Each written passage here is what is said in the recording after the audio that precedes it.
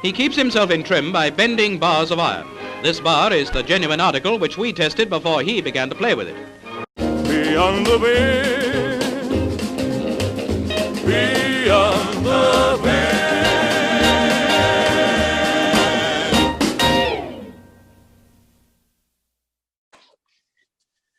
All right, Delmar, welcome to the show. Glad to be here.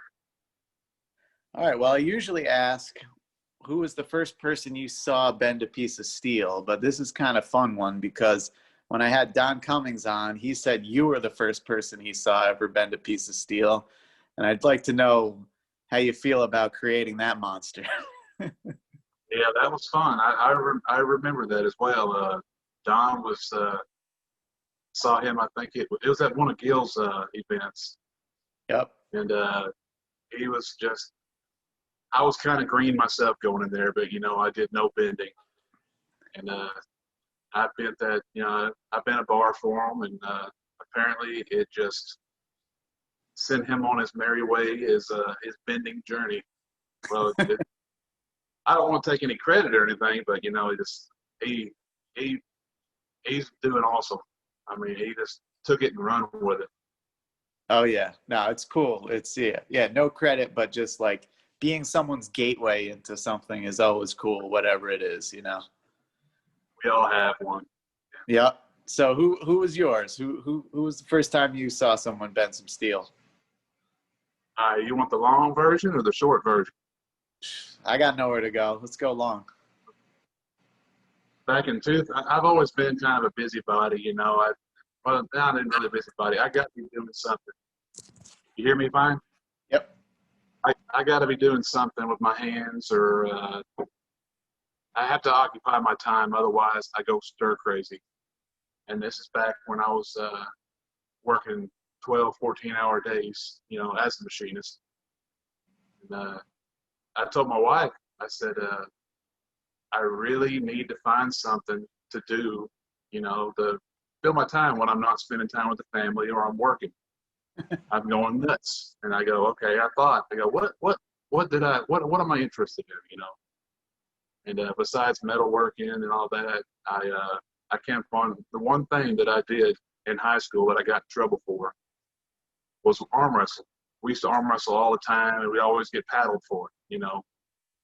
And so I started, you know, researching arm wrestling on the Google, and I found that Tennessee, you know, there's a Tennessee Arm Wrestling Association. I started looking into that, but when I fell into that, I started looking at that on YouTube. I started seeing other little bending videos pop up next to it. I go, what the hell is this? And one of them was Paul Knight bending a gold nail. And I wasn't sure what that meant, but I went ahead and clicked on it, and he had a gold nail and doubles just in his front room. And me being a machinist and very familiar with metals, and just, how the hell is this guy doing this? You know, 3/8 by 3/8 long. It just didn't seem right. And from then on, I went to work, and me and the guys at work, we didn't have proper wraps, we didn't have leather, but we did have metal. So what we did, we took paper towels, our shop towels, wrapped them up with a couple layers of duct tape, and put them on like some 3/16 stainless. That, you know, I worked in medical prototypes, so we take some scrap bars and, you know, we bend it and hurt our hands, and we, you know, eventually it turned out to where I ordered some Iron Mind pads, looking at other, you know, people's videos and seeing, you know, off of also Bender's Battlefield, going on to there as well, and finding out how everybody's bending things. So that's how it started. That, and that was the first video I saw, but the ones that really are stuck in my head are like EJ Livesey, Tommy, and Booyah Bender. Have you ever seen any of his videos? No. Booyah Bender, you haven't seen any of his videos? No, not by name like that. Mike Hadland, he does some amazing bends. I mean, it's just, you need to look him up. He's got a bunch of videos. I don't think he's been on there for a number of years, but I don't know where he's at now. But Oh, wow. It, Yeah. those were really interesting. Oh, cool. I'll look that up. Yeah, no, that hasn't come across all my sifting yet, but definitely seeing a lot of EJ, a lot of Tommy. Hopefully, get Yeah. both those guys on the show eventually here. Really, really cool. So, what year was that when you started bending the stainless at the shop? 2012. Okay, so Yeah, that was like, doing that at the same time. So yeah, they both kind of clicked for me. nice. And then Seemed like go ahead. you've been bending straight through, or did you have some breaks in there? I've had several breaks, but seems like Nate Browse, he always seemed to kind of set me up. Nate Browse kind of would reach out to me from time to time and kind of get me motivated again, or I'd see him bending on there, and he's always been a big motivator when it comes to keeping me and I'm sure a lot of others going. Nice. So just a double overhand guy, or you do some other types of bending too? I've done some DU, not a whole lot, just enough to. I mean, the best DU I've done is like a bastard, but I've done some reverse, not a whole lot of reverse. I just don't like the way it feels. Yeah. It just seems like it just angers my wrist. I'm not really a big fan of it. But DU isn't so bad. Yeah. That's same with me. I find for the unbraced reverse to be the most difficult. Doesn't feel strong right away for me. Double underhand feels a bit more strong. Yeah. Feels Hard a bit on more the natural. Yeah. Yeah. I was just earlier today training for the new David Horn steel shredder thing, and I was doing some snapping, and I was actually just mixing it up and crushing it double underhand just to get some more reps in, on my wrists and stuff like that. Yeah. Yeah, I've tried the snapping. It's interesting. It's just certain. I don't know. I just feel like my hands are too damn big to get in the bar once it's closed. I have Yeah. a hard time actually grabbing it. So I don't even it's kind have of my very limiting big. factor. Yeah. I don't have very big hands really, and it's difficult to even get them in there with my smaller hands, to be honest. Well, so take me back to when you were a kid. Did you grow up playing sports and stuff like that, or was it just the arm wrestling? I played a lot of youth sports when I was younger, but in my teenage years, I had a medical issue I did not know about until about, say, 2004. Shortly after puberty, I started. Well, it was such a slow progression. I didn't realize that I was having issues. It wasn't until my wife, the day before we got married, she sent me to an eye doctor because I was having vision problems, and she wanted me to go to the eye doctor so I can have no issues on our honeymoon. Went to the eye doctor, and he told me, he said, you have something pushing up on your optic nerves. Your optic nerves crisscross like this from the back of your eyeballs. And he said there's something pushing up on it, because what I didn't realize and what I didn't care about, because that was another issue. I didn't care about anything. I was always cold. I mean, in 90-degree weather, I was cold. But that thing pushing up on my optic nerves was a huge brain tumor.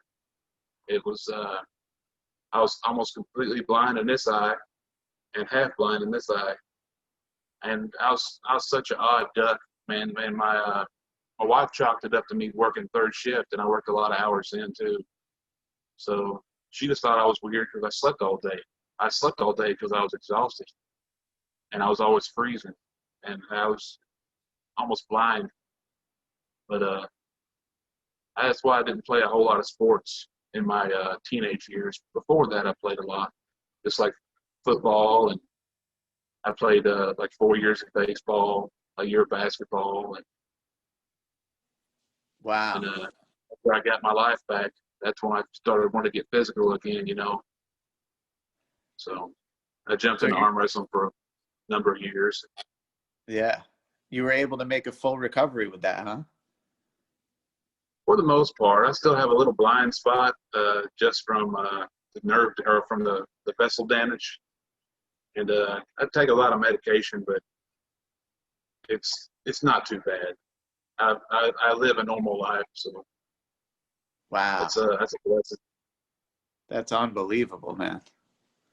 That is wild. Wow. So you're coming back off an injury right now, right? Yeah, I tell you, I used to think it was arm wrestling that caused it because I had a bad issue or a bad habit of going in and not warming up for anything. I didn't warm up for bending. I didn't warm up for arm wrestling. I used to get hurt all the time, and I used to think I was invincible, before I was 35. And once I hit 35, it's like the invincible feeling went away. But I think here recently, I kind of find out that I'm thinking that I have wrist issues. And whenever I was arm wrestling, when somebody would go to top roll me, I was a heavy top roller. Whenever somebody go to top roll me, it felt like my wrist would come out of sock, or like it just feel like my damn hand was coming off. And I didn't start feeling that until after I started bending pennies. And I don't know if you call it bending pennies, folding pennies, whatever the hell anybody wants to call it, but that's what I was doing. I was taking it and I was, folding it up in either paper or some, leather wraps. And then I would just take it and I would squish it between my palms and then pretty much just leg crush it. And even when I was doing that, it would hurt my wrist. It didn't feel right, but I really wanted to bend a penny. I was stubborn. You see something somebody's doing and you want to do it. Yeah. And now that I find that was a mistake for me because whenever I go to leg crush anything now, it really aggravates my wrist. And I think that's why the pennies were what was causing that. I mean, you're putting I don't know if you ever try to bend one, but it takes a lot of damn pressure. Yeah, I've tried it. I don't know if I could even see any degree of bend in it. I was like putting it on the table and pressing all around it to see if it moved at all. But yeah, man, that is a tough bend. The guys who can do that, it's incredible. Yeah, and do it injury free. That's incredible. Yeah. Oh, I know. That seems to be the balancing act, like with anything, I guess it is just like being intense about it and having it be fulfilling, but not doing it to the level where you take yourself out of it, Yeah. I had a bad issue with doing that with arm wrestling and with bending. Yep. So how many days a week are you bending these days? I have never been a routine guy. I've tried doing routines, bending and working out as well, but it just seems like I don't make any progress doing it. So I just come out and if I pick up a 60 penny spike or something, I go to bend it. And if I feel like shit, I don't bend anymore that day. Yep. If I feel pretty decent, I usually try to do a day of rest in between. Unless, like yesterday, 2 days ago, I did a cert bend, the 8.8 for Horito. Yeah. And right after that, I did the GBI 195, and I did like a bar 3/8. And yesterday, I came out and I was working out in the shop, and I had several pre-bent, 3/8 bars. And I was just gonna, hit them and do like some ISOs, but it ended up going down. So I don't know. If I feel like it, I come out here and do it. But I try to give it a day of rest in between, at least 1 to 2 days, 2 to 3 days if I'm doing a cert. But like I said, it drives me nuts. I mean, if I'm sitting in the house or if I'm not a big TV watcher, I got to be doing something. Yeah. Or if I'm actually too sore to bend, it drives me nuts. I just want to get up. It's almost depressing, you know. It feels like I got to be doing something. Oh, I can relate a lot, man. It's like I just getting into this so much to the point I've said it before on the show, you know, literally having dreams about bending steel. Like I enjoy this so much. I find it so interesting. And when I'm too sore or like with my training for this horns competition, I got a bunch of blisters that got cut open on my hand, and just like these little setbacks drive me nuts. I can totally relate to what you're saying. Yeah. So let's talk about. Thing. Oh, go ahead. Sorry, we'll get there's to a that. little lag on it, but I was gonna say, let's talk about some certs. So that's what are some in the past that you're most proud of, and what are some ones that you're hoping to take down in the future here? My favorite cert, I had to say, is I don't know why this one it really sticks with me. I really like I've been a 5/16 square. It's a 7-inch, but just I don't know why I like that bit, you know, better than the KO, you know, the KOAB, the COAB. You know, because the COAB, you know, it was, you know, you gotta admit it, that stock was a little bit softer, you know, than it wasn't the hardest stock out there, and it kind of, to me, it kind of depreciates the bend. Yeah, it was still a hard bend, but it wasn't like, you know, it was bottom of the range COAB is what it was, and then but the 5/16s, that was a good strong bend, and I really enjoyed that one. There's several others. I got them hanging on the board behind me, most of them, and one of the ones that I kept. yeah. But that 8.8 that I bent the other day, that was a good bend. Had a little struggle with it on the beginning. I don't know, it just didn't feel good in my neck, but then it got going, and that is a springy ass bend. I like it. It was hard, but it wasn't like stupid hard. Well, it was, but it's hard to explain. It was consistent is what it was. And something that I'd like, well, I'm working on, I'd like to work on getting that 10 point. I think it's a 10.8 is what it is. That's next on the burrito. Yeah, I think it's 10.9. Yeah.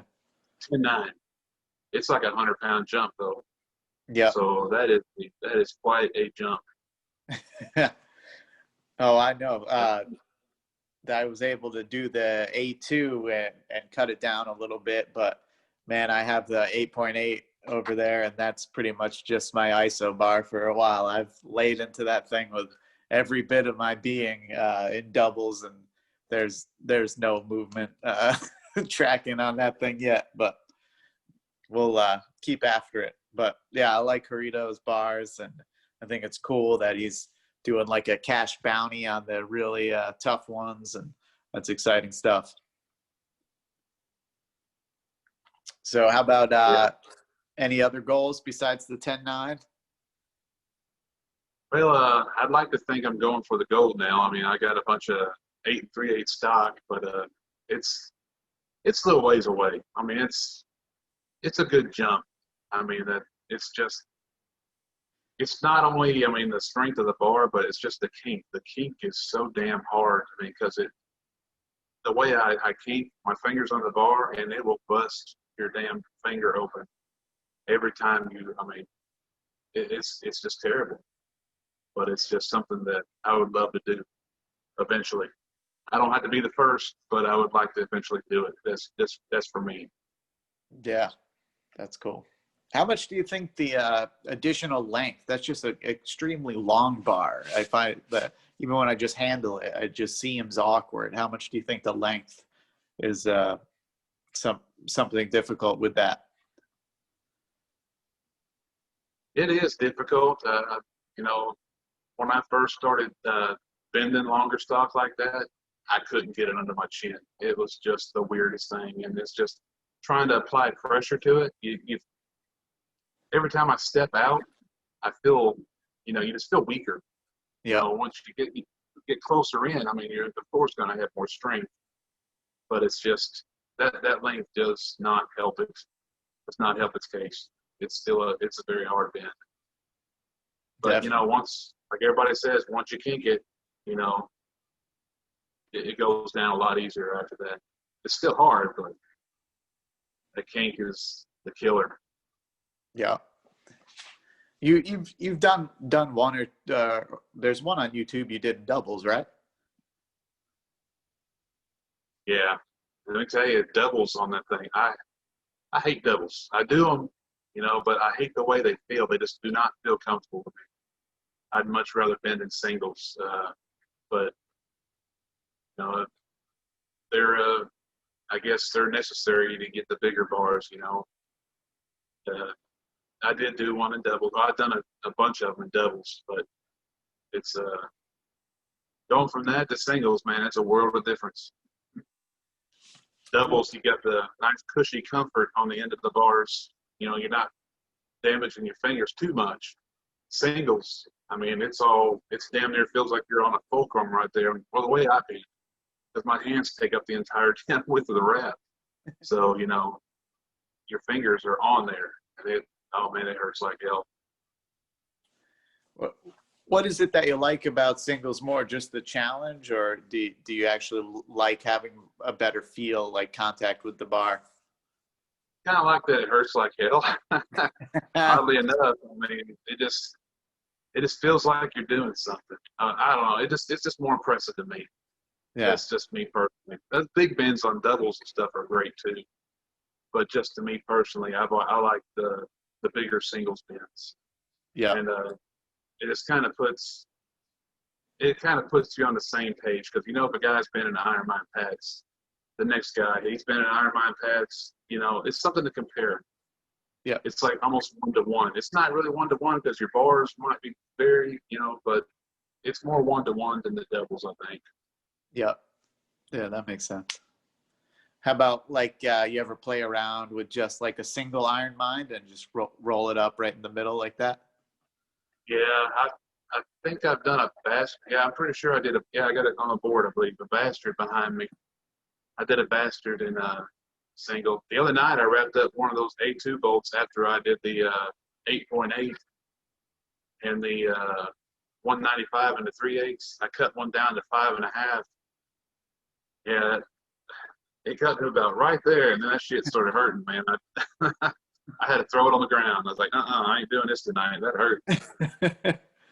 And that was just in a single iron mine wrap? Yeah, that was a single. Wow. It was a 5.5, and yeah, I actually got it over here somewhere. It's in my bending thing.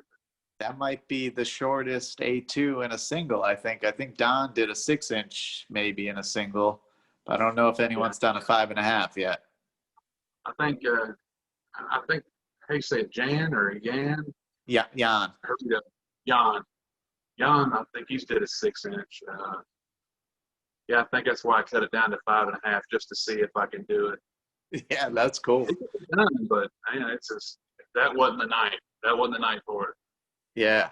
Wow. Yeah, that sounds painful.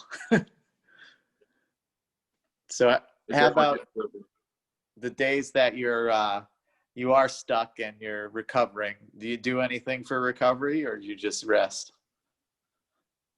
Well, recovery, if I'd say my whole upper body is sore or my shoulders are sore, I like to take Epsom salt baths, and just like if my hands are sore, I don't really do anything with my hands unless they're sore.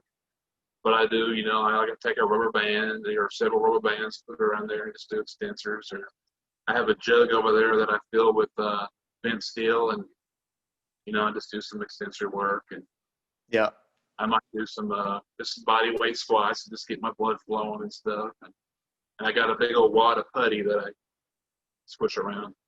Oh, cool.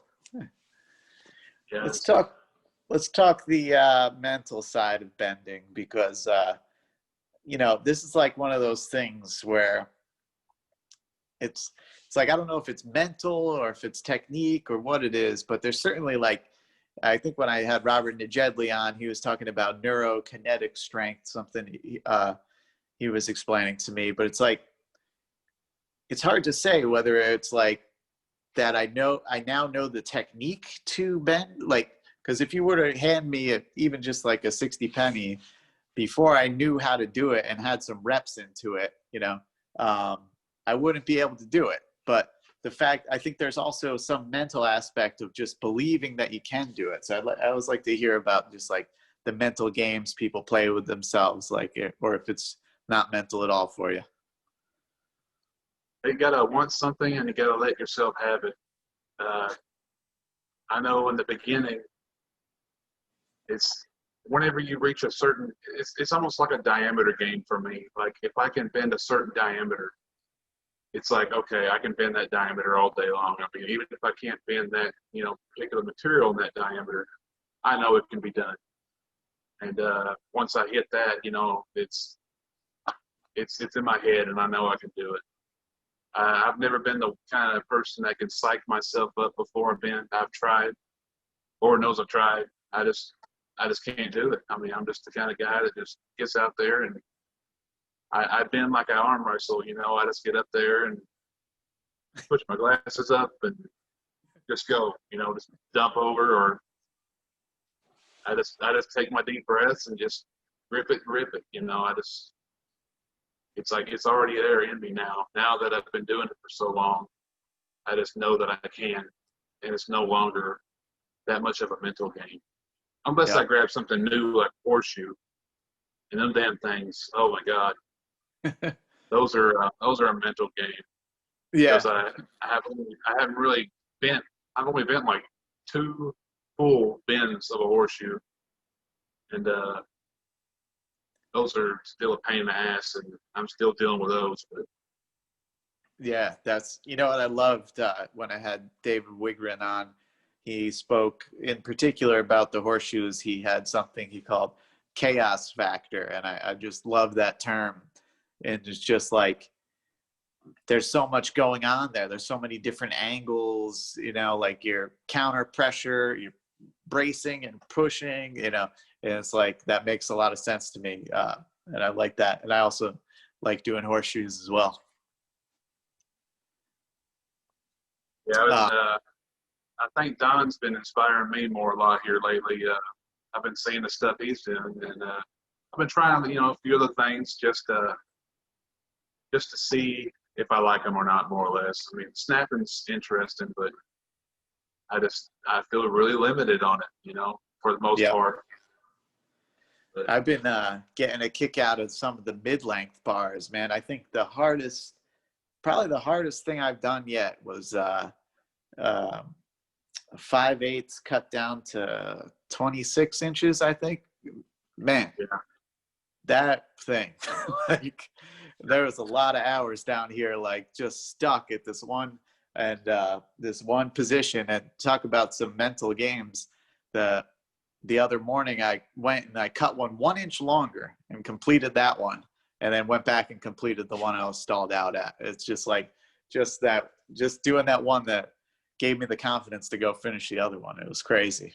But I've been liking doing that stuff and doing a lot of snapping lately. But that's something I love about, I say it a lot, but it's worth talking about with the guys. It's just like within steel bending, there's so many different things you can do. It just keeps it very interesting for me. Yeah. And if I've been taking. Go ahead. If you're good at one thing, like yourself, it's cool to see you stepping out and trying something like horseshoes and a little snapping. That's like, I like that. You want to be like I'm a jiu-jitsu guy, so it's like you want to be a white belt at something. Yeah, and I've been enjoying the podcast because I've been listening to these other guys, and I've been mainly one-dimensional. This double overhand, where it's just to throw some, some, I guess, some variation into the mix. I've been I've been listening to David Horn. He's been, I think it was him. I know he said it, I believe, and somebody else said it. If you do like 10, if you break 10 wimpy nails, it's better than like breaking one heavy one or something like that. I don't know exactly what the saying was, but I tried that one night. I just grabbed a bunch of little twisted timber ties, and I was bending them behind my head, and I come back down on my knee, and I would open them back up, and then just trying to do something different. Yeah. I tell you what, bending behind your head. I don't know if you ever tried that. That's different. That's fun, but it's a little challenging, especially with like a round 60 penny. But I'm gonna have to try that. I think I tried tearing a deck of cheap cards behind my head. I didn't get very far with it, but I can't. Someone told the story of Brookfield driving down the road and doing a nail like that on the show. I can't remember who it was now. That's a cool story. I think that's why I tried that. I wanted to try it, and it'd be cool to get a red nail like that. Just from start to finish. I mean, I've been in 60 penny rounds back there. I mean, I know a red nail. It's definitely possible. Wow, that would be cool. Let me know if you're gonna do that. I want to promote It'll that be on video, I'm sure. Yeah. How about let's talk about functional strength, farm strength, all the old man strength, all the types of strength people talk about. That's not necessarily like gym strength. That's something I like to talk to the people I have on about, because it's certainly what I feel like is being developed when you're bending. It's like, I don't know if it's just development of tendon strength, or what's your take on that? I think there's carryover to a lot of stuff. I mean, I feel just from doing bending alone, I started bending and arm wrestling at the same time. I started out arm wrestling, and guys that were half my size were just demolishing me. Shortly after that, this is something else I do for recovery. I take BCAAs, branched chain amino acids. That really helps me bounce back. Oh. As far as my strength, and kind of gives me, I guess it gives you some energy or whatever too. But I started taking that at the beginning because these guys were just constantly folding me back. Well, after a while, doing steel bending and doing arm wrestling, twice a week, and doing I started my BCAAs, and after about a month, doing that, and a lot of arm wrestling before that and steel bending before that, I started coming back, and all of a sudden they just couldn't break my wrist back anymore. I mean, and I jumped up pretty quick in the arm wrestling. I did fairly well in it. I got to a point to where, I beat it surprised the hell out of me. I just went to a tournament one day. It was my very first pro tournament, and I beat the #1 guy in Tennessee, left-handed. He's a super heavyweight guy. Well, I beat him, and then, I did that for a while, and then I lost it, and then I went back and beat an even bigger guy. I mean, it was, so I had that just for a little while, but I attribute a lot of that to my steel bending, like my wrist. I mean, I didn't have naturally strong wrist or anything, but hell, I could still take a 10-pound sledge, do a coin lift and just hold it parallel off the floor. I mean, I don't train that. I trained it very little in the past, but it's more or less, it's like, okay, I've been finding out a lot of things that I can just do. And I don't think that's, all natural ability. I think that's coming from, stemming from that, or the steel bending, and probably some of the other silly shit I do, but mainly that.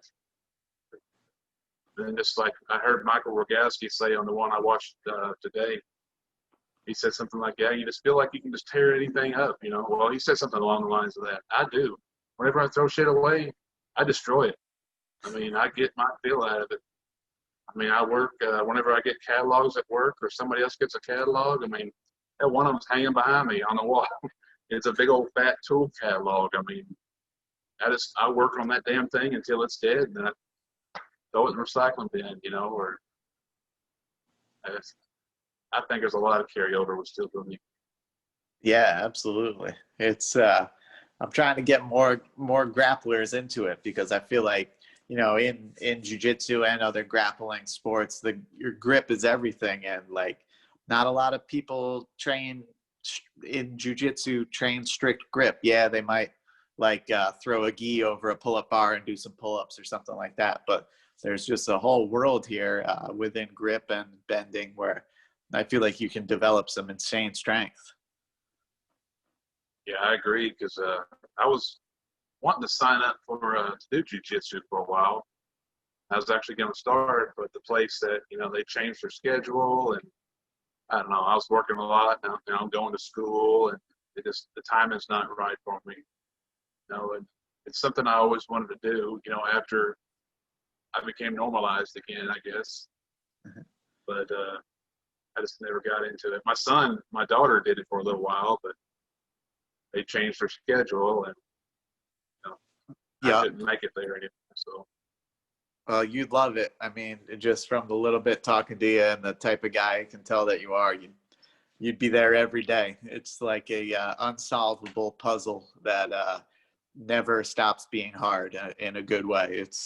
I miss it so much. I'm not back to training yet here in New York, but thank God for steel bending, because it's kept me sane relatively since March. How about other grip stuff? You mentioned a little sledge work. Do you really do too much grip stuff, or is it just mostly the arm wrestling and bended? Well, I haven't done arm wrestling in several years just because of my whole wrist issue. I went to a practice in Arkansas, and that was, ever since then, I decided, you know, I'm not doing any good. I'm probably just going to end up hurting myself even more, you know. Once they pull it, you know, one good time, I mean, I'm hurt the rest of the day. I mean, it was seriously just hurt. And I just said, you know, I just gave up. And at that point, I gave up everything. And I said, you know, I don't think I can do anything anymore. I went and seen an ortho doctor, and he said he couldn't, you know, he did x-rays on my wrist, and he didn't see anything, you know, he didn't see anything that he could help. And he sent me to the ortho PT next door, you know, and we did the putty stuff, and we did some other things, you know, and it really didn't help. But I just got to the point to where I wasn't doing anything. I sold all my weights. I bought, you know, my other hobby. I now filled up my shop full of that, and but now I don't have any weights or blobs or anything like that now. But I do have a whole crap load of steel bend and stuff. And honestly, just from steel bending, when I jumped back into it, there was several nights that were just almost sleepless. I mean, my wrist, my hands, my fingers felt like they were gonna pop some nights. I mean, I was just like, oh my God, I don't know if I want to continue with this. This has got to get better. Oh, it got better. It definitely got better. And I think my wrists, I still have, you know, little issues with them, but it's not so bad. It's not as bad as, you know, it was when I was arm wrestling. But they stay always a little uncomfortable, but I can work past it. And I think the steel bending honestly might be helping me by strengthening, you know, my hands and, you know, my ligaments and whatnot. So nice. Well, what's the other hobby, just out of curiosity? The woodworking stuff? Woodworking. I like anything you can do with your hands. I mean, hell, I did blacksmithing for a little while. I mean, crochet. I mean, pretty much anything. I mean, I just like creating. I grew up in an arts and crafts house. My mom, she always had me doing something, helping her cook. You know, we'd always go to the craft store, you know, get items, and we'd always be making stuff. You know, and my wife will tell you, I'm the seamstress of the house. I mean, I do all that girly stuff, you know. Yeah. Yeah. That's cool. That's cool. Yeah. My parents were both pretty artistic and musical, but there was definitely a good amount of like crafts and art going on in my house growing up, along with a lot of music playing. My dad is a musician. Actually, I put up a post the other day. The last the outro song for all the episodes is my dad, Jack Christensen. So look him up on Spotify and listen to his album. Yeah, that's cool. You know, that's good stuff. And I try to do a good amount of drawing and stuff with my kid, my older son, who's 9, just because I feel like kids now aren't really, they're just like so glued to video games and everything else. I'm not saying anything world breaking here. It's, but that's cool. Don't go outside. Yeah. Yeah. But, it's kind of terrible. yeah. All right, we've reached the point of the show that I call the medley. So it's rapid fire series of questions. You ready to go? I'm ready. All right. Favorite thing to bend? Cold roll, most likely. Well, actually, Gil Goodman sent me some aluminum a while back, some 3/8 and then some 7/16. If you haven't bent aluminum, you ought to try it. It's fun. I haven't. The 3/8 was relatively easy. The 7/16, that was a little harder. Oh yeah? Yeah. What was hard about it? Was it like the kink was easy and then the crush was hard, or? It was the whole thing. It was consistent. The 3/8 was consistent too, but it was like, it wasn't very hard. It was probably easier than bending brass. Just, Yeah. One step lower. But the 7/16, it was a considerable difference. I mean, Wow. I wrapped it up in singles and it just whoa. I had to put doubles on it, and it still took several sessions to get it. Cool. That's cool. I'm going to try that. All right. Hardest thing to bend for you? I think the hardest thing is the things that I have mental blocks about. They're like wrenches. I don't bend wrenches. Like between your legs, yeah, I find that fine. But I had a 3/8 wrench one time, and I was bending it underneath my neck. Snap! It broke right in half and stuck me in both sides of my neck. It didn't like go in, Yeah. but it scared shit out of me. And I don't like bending wrenches. And bolts, I'm leery about those as well, but I'm getting better about bolts. I mean, I think it kind of holds me back somewhat. Whatever I'm bending them, I don't want to put like all my power into it. So that's a mental game I do have to deal with. Because of the snapping factor with bolts as well? Yeah, I broke one, I think a week or two ago. It broke off at the threads. I had 1.5 inches of it in the wraps, but it still broke off right at the threads. Oh. And it came up and it had some little funky sharp edge on it. Now I have a 6-inch edge in the bolt, the bend. So Nice. Let's see. Strongest bending style for you? it'd be DO. Yeah. And we kind of covered this, but weakest style? Weakest style. Yeah, I guess that would be reverse. I mean, the best I ever did reverse was I wobble the red. Beyond that, I didn't really do it too much. I played around a little bit, but I never really got into it. Yep. All right. Something outside of training, bending, strength in general that you enjoy. Would that be the woodworking, or you want to name something else? Woodworking, that's my number one outside time with my family. But ever since the whole Corona thing went down, me and my little boy, we found something new to do together to actually get him out of the house, because he's an artsy kid too. Cool. I mean, he will draw all day long if you let him. And we enjoy going disc golfing. Oh, nice. And geocaching. If you're familiar with geocaching. Yeah. I am. When I was like in my, I don't know, like 16 or 17, I got a pretty primitive GPS thing, and I was doing a bunch of geocaching actually before everybody had GPS on their cell phone, but it was just kind of like made hiking a little more fun, you know. How old's your Yeah, son? he's 10. Nice. Yep, my son's 9. What's his name? Grayson. Shout out Grayson. Oh, that's my nephew's name. My sister's the older son. All right. What's the one bend that's got away so far? All right.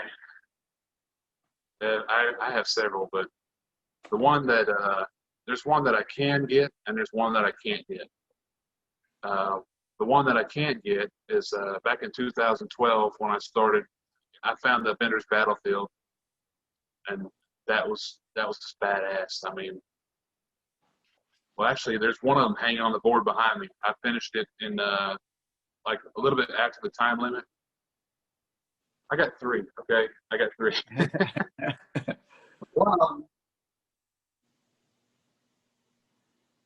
635 01 that I did in Iron Mine pads, and I think I believe it was a 1 minute time limit you had for Bender's Battlefield, and it came in just right above, and so I didn't submit it, and it just kind of pissed me off, you know, because back then I had a hard time finding material, and I actually got several pieces from Mike Sharkey, and I don't think he's really doing the bending thing anymore, but back then, you know, he was chasing the red nail and stuff, but that nail got away from me. That would have put me up the list, up near the top, and that was pretty good. That would have been a pretty good bend for me. The bend that I really wanted that I cannot get, it's just they don't do it anymore. You ever heard of a battle bar? Yeah. I wanted the battle bar. I mean, I was working up towards it. I mean, I had, you know, either had to bend a sex bastard or an edging in singles to qualify for this bar. Wow. I mean, I was right there. I was right there on the cusp of it. I mean, I was bending, you know, the sex bastard. I wasn't finishing it, you know, I guess in the time limit, but I was right there on it. And that's about the time when Bender's Battlefield shut down, and I really wanted that battle bar, you know, because that was the big thing back then. I mean, the battle bar, it wasn't as hard to bend as the sex bastard or the edging, but it was I think it was rated around 500 pounds a piece of 01. But still, I mean, I really wanted that. The bar that I can get, and that's another gold bar I'd like to get, is I was just outside of the damn range of it, you know, finishing on time limit. The Czar. I wanted the Czar. I had some of those, and I need to order some more, actually, because that one got away from me. Nice. I shouldn't have let it get away from me. Have you checked out the Challenge Dude or the Challenge Guy bars, the JT Strausser's stuff? I feel like that's right up your alley. I think it's single Codora bends. He's got like two or three out. I don't think they're really hard bars. Well, they're probably hard bars, but I don't think. What do they go up to, like 5/16? Yeah, I think it's like a 5/16 stainless and then something else. I'm not sure. I could picture the roster. It's Tommy, Ian, Gil, and then someone I'm forgetting. Stan something. I can't remember. There's not too many people on it yet. It looks pretty cool. I don't know where you would order it. Is it just called the Challenge Guy or Challenge Dude? Yeah, I'll send you the link. It's I'm talking to JT. He's going to come on one of these days. Yeah, I'll send you the link. It hasn't been publicized that much yet, but I think it's gonna grow because I think they're, you know, tougher than a red nail, similar size. I think it comes in a whole package with all the bars and the wraps too. So it seems like just thinking single Codora. That's something that you'd be interested in. Yeah, definitely. All right. Who's the strongest person you know? All right, I know several of those guys too. One guy that you guys won't know. I mean, there's a guy I used to arm wrestle with, Nathan Cook. He he's a farmhand, and let me tell you, this guy, he looks strong. I mean, and he is farm strong. After arm wrestling practice, we would go to his like place where he had like, I don't know what you call it. It's like a big covered building where they would, put the tractors after they used them or whatever. And there was this big, like 600-pound solid chunk of steel just off of a tractor laying on the ground, right? And it wasn't really user friendly at all. But he would just go over there and just get his fingertips under the damn thing with one hand and pick it up off the ground. And I was like, oh my God. Well, that made me want to go over there and try it. So, he wanted me to try it. So he made it look easy. I got it just barely off the ground, but I hurt my damn self doing it. I mean, it might have been with two hands, but it was not easy. But this guy he's probably still is. I hadn't seen him in a while, but he is strong. Wow. Another guy that I met up at one of Gil's events, and then again, I believe at another of Gil's events, Tim Fox. Do you know Tim Fox? No, I don't think I've heard that name yet. I think it's old time storytelling. He's a strong man. Okay. But he's also a cop. He knows jujitsu, or he did used to do jujitsu. That Cool. guy looks strong too. Let me tell you, he is. We would go to the competition, Gil's competition, have all his implements and stuff laid out after we did our the events and stuff. And he was just picking some shit up and just making it look like it was unreal. I mean, he was blowing everybody away. I mean, but he's the nicest damn guy. Both those guys are just awesome, nicest guys you can meet. Another guy, the last guy, he is just totally unassuming, right? I mean, there's a lot of guys in the grip sport that look like just regular guys, I don't know. You ever met John McCarter? No, that sounds familiar though too. He's not a huge guy. I mean, he's just average height. But, I mean, he just looks like a regular guy. But he's like setting hub world records and squashing like 180-pound grippers. And, I mean, the guy is just, everything he touches, he's good at. I swear, one competition is a bending competition we had. I think it was SJ4 at Nate Browse's house. We had a bending competition. I think he bent a red nail, and I think he said he's never tried to bend one. He just bent one. And the guy is strong as shit, and all this grip stuff he's doing, and he was unreal watching him. It was fun watching him. Wow, that's cool. That's real cool. All right. How about the best piece of advice you were ever given? This could be about bending or just about life in general. I got two.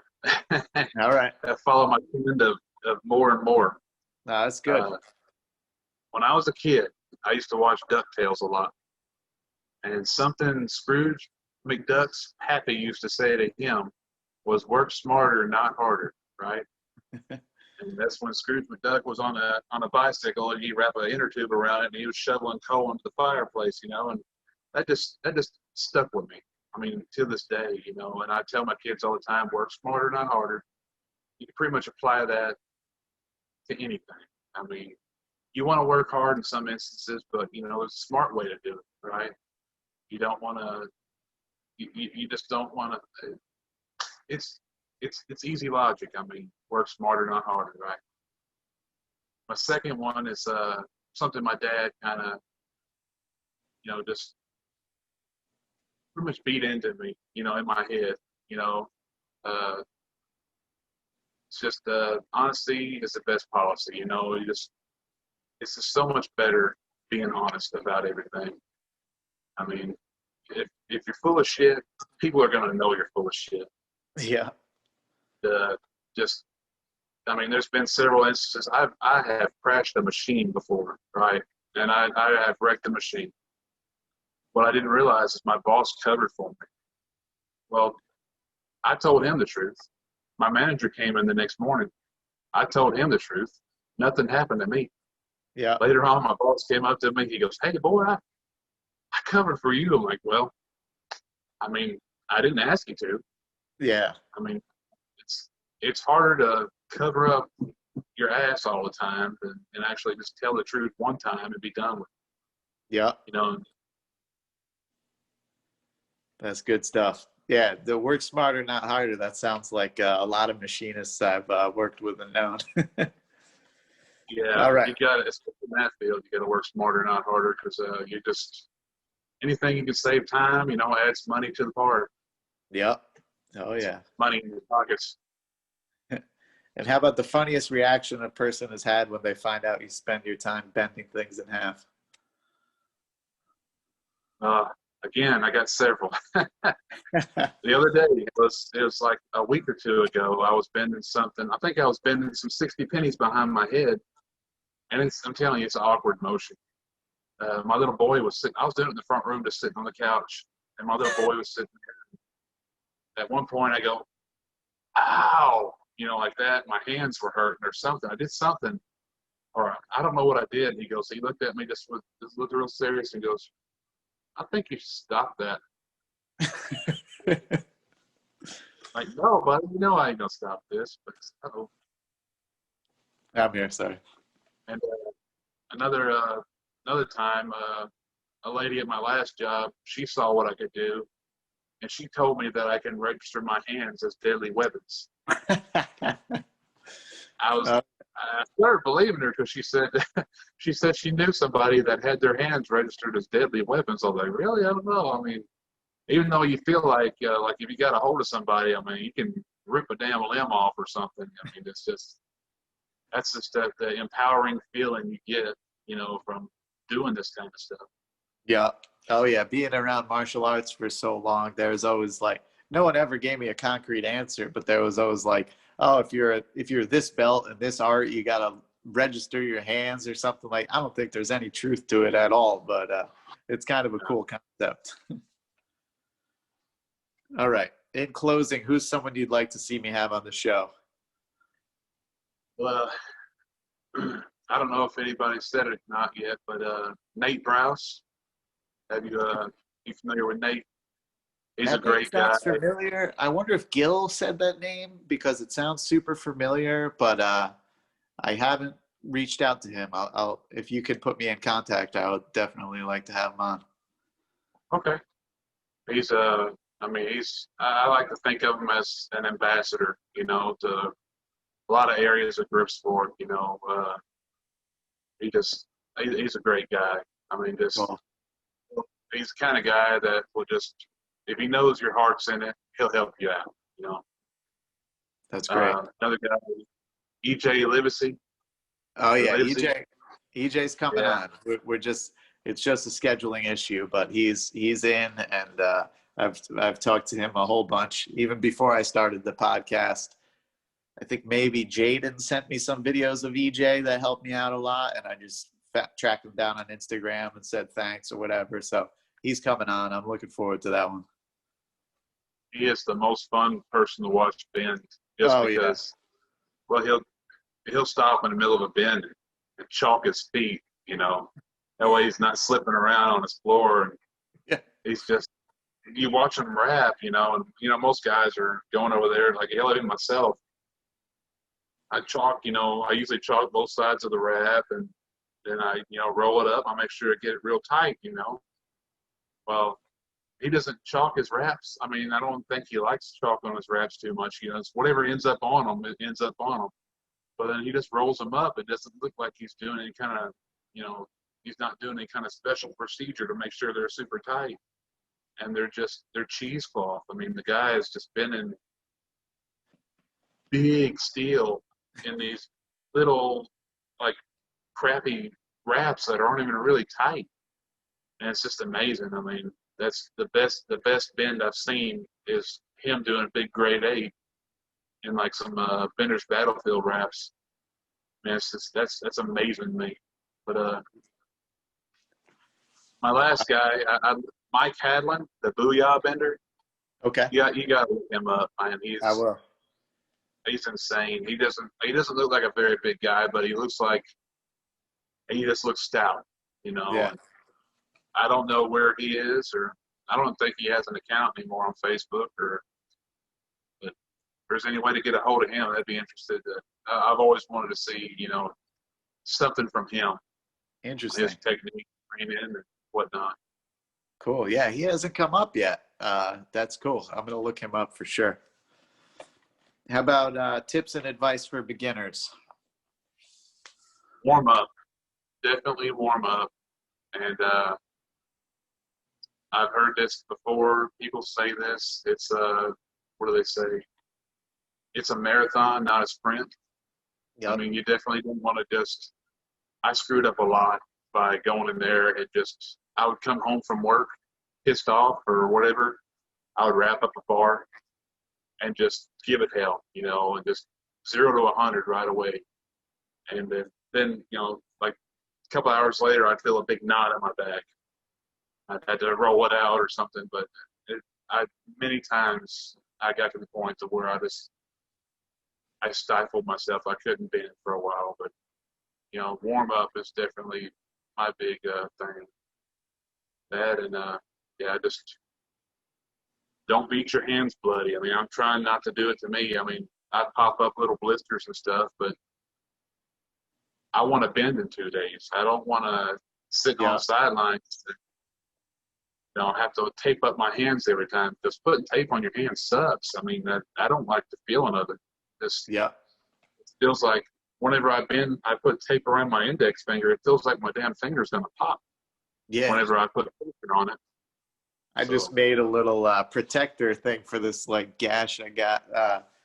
I took a sock and cut a hole in it and then wrapped that in duct tape. And that's what I slide over the mid part of my hand when I've been training the last couple of days. It feels weird, but yeah. All right. Where can people find you if you want people, if you don't mind people reaching out to you, social media accounts and stuff, do your woodworking ones too? Yeah. I have a woodworking / bending web or Facebook or Instagram page, Acro Mega Woodworks, I think is what it's called. Yep. And that I have Delmar Carter on Facebook. I mean, find me there. Cool. That's Any of social media I have. Any events, brands, or gear you want to shout out? Definitely Barrel Strength, Gills brand Barrel Strength Systems, FBBC, Fat Bastard. I mean, they supply a lot of the steel I have, so I mean, keep them in business. I mean, definitely keep all these guys in business. I mean, just Cannon Power Works. If you want some red nails or some Iron Mine pads and cheap shipping, go with them. Yep. I just ordered the reds from them. Yeah. I mean, I just bought 2 sets of pads the other day, and they're already on their way to me. I mean, I think I bought them yesterday. And, yeah, I've already got a shipping confirmation that they're on the way, and the shipping wasn't very much at all, and the pads were like $5 a pair. I mean, nice. Yeah, I wish he sold more like gold nails, but yeah. All right. Well, anything else you want to say in closing, Delmar? No, I believe I'm good, and I really thank you for having me on here. It's a good way to keep the bending scene alive. I noticed it seems like when I got on the grip board, you know, it was alive and well, you know, like months before that. But then after I got on there, it's like it died off again. I don't know what happened. Oh yeah. I think everybody hates me or something. Yeah. Well, I appreciate it, and it's been a lot of fun talking to you. And I'll talk